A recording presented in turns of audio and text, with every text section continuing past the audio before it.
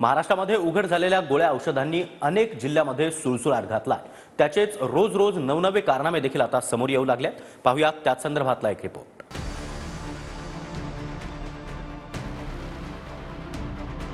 राज्यातल्या बोगस औषधांचं लोण आता पुण्यातल्या ससून रुग्णालयातही पोहोचल्याची शंका वर्तवली जाते।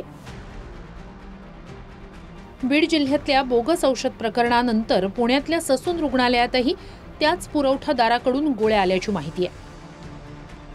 त्यामुळे खबरदारी म्हणून ज्या गोळ्या औषधांबाबत तक्रार केली जाते त्यांचा वापर ससून रुग्णालयानं थांबवला। त्या सर्व औषधांची चाचणी FDA कडून झाल्यानंतरच त्या पुन्हा वापरात येतील अशी माहिती ससूनच्या प्रमुखांनी दिली आहे। माहितीनुसार ठेकेदाराकडून ससून हॉस्पिटलला डायक्लोफेनॅक, मिडियाझोलम, कॅल्शियम, डेक्झामिथसोन आणि मिझोप्रोस्टॉल ही औषधं पुरवली गेली होती। ही औषधं याआधी वापरण्यात आली आहेत। उरलेल्या साठ्यात डायक्लोफेनॅकच्या 4040 गोळ्या, मिडियाझोलमच्या 1440, कॅल्शियमच्या 120, डेक्झामिथसोनच्या 5000 आणि मिझोप्रोस्टॉलच्या 7500 अशी औषधं शिल्लक होती। हा साठा वापरातून काढण्यात आला असून तपासणीसाठी पाठवला गेलाय। तिकडे नांदेडमध्येही बनावट औषध पुरवठा झाल्याचं उघड झाल्यानंतर सरकारी रुग्णालयातल्या 1,28,000 गोळ्या सील करण्यात आल्या। धक्कादायक म्हणजे संबंधित रुग्णालयानं गोळ्या तपासणीसाठी ऑक्टोबर 2023ला सरकारच्या लॅबमध्ये पाठवल्या होत्या। मात्र या गोळ्यांमध्ये आवश्यक ते घटक नाहीयेत याचा रिपोर्ट जवळपास वर्षभरानंतर प्राप्त झालाय। म्हणजेच जगातील सर्वात मोठी महामारी असलेल्या कोरोनावर सुद्धा 1.5 वर्षात लस शोधली गेली। मात्र गोळ्यांमधले घटक योग्य आहेत की अयोग्य हे तपासायला 1 वर्षांचा कालावधी गेला। ज्या गोळ्या दिल्या गेल्या या कंपनी लातूरची माझ्या माहितीप्रमाणे तिच्यावर प्रशासनानं बंदी आणण्याची नोटीस दिलेली होती। असं झालेले असताना राज्याचे त्यावेळेचे अन्न औषध मंत्री धर्मराज बाबा आत्राम यांनी ही बंदी उठवली।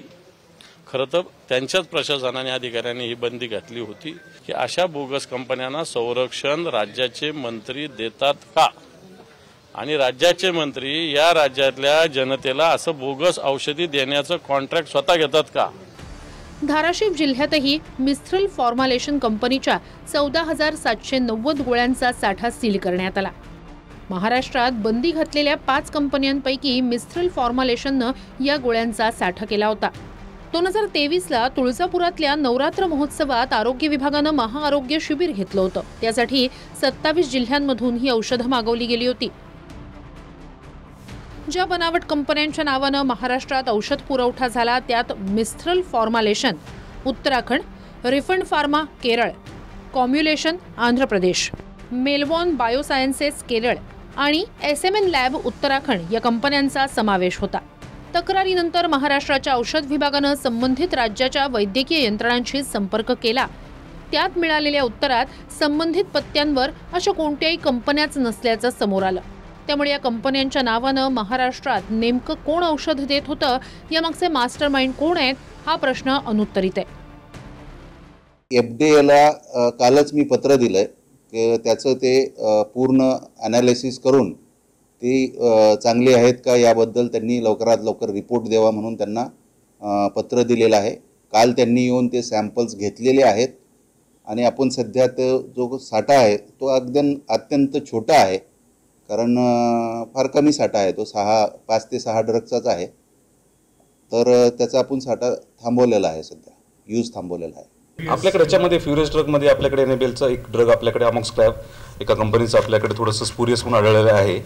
तसं आपण FDAला पण कळून आपण FDAला पण कळवलेलं आहे आणि FDAने आपल्याला ते टॅबलेट सीज केलेले आहेत। असे जे ड्रग आहे समजा तो फ्युरियस निघाला आणि त्याच्या आधी जर पेशंटला दिला असेल तर त्याच्या शरीरावर काय परिणाम होतो का निगेटिव्ह? आता हे ह्याच्यामध्ये तर ह्याच्यात काही कंटेंट त्याच्यामुळे आढळून आलेलंच नाही आहे आणि हा मागच्या वर्षीचा स्टॉक आहे, त्यामुळे असं मला वाटत नाही कोणाला काय परिणाम झाला असेल।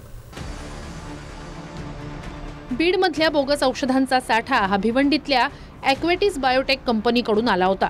यात मिहिर त्रिवेदी आणि द्विती त्रिवेदी या दोघांविरोधात गुन्हा नोंदवला गेला।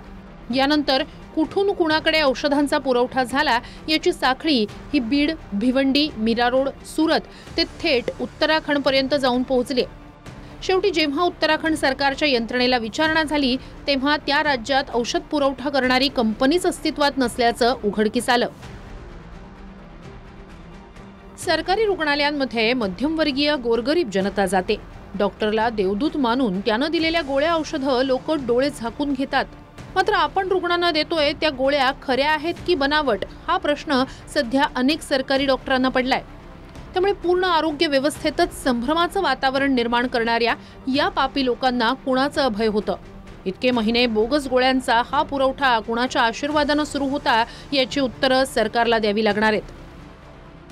आपण सगळी छाननी केली, पाहणी केली असता आपल्याकडे 14,790 कॅप्सूल ॲमॉक्सिलिनच्या गोळ्या 250 मिलीग्रामच्या ब्रिस्टल कंपनीच्या सापडलेल्या आहेत, म्हणजे होत्या.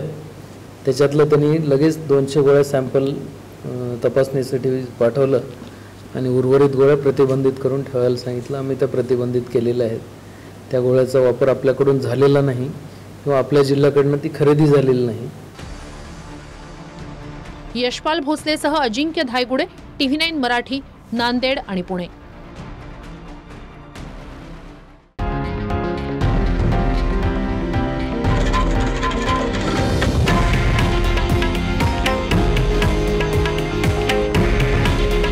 हे आहे देशातील नंबर 1 न्यूज नेटवर्क आणि आपण पाहत आहात TV9 मराठी. काळजी तुमची, हित महाराष्ट्राचं.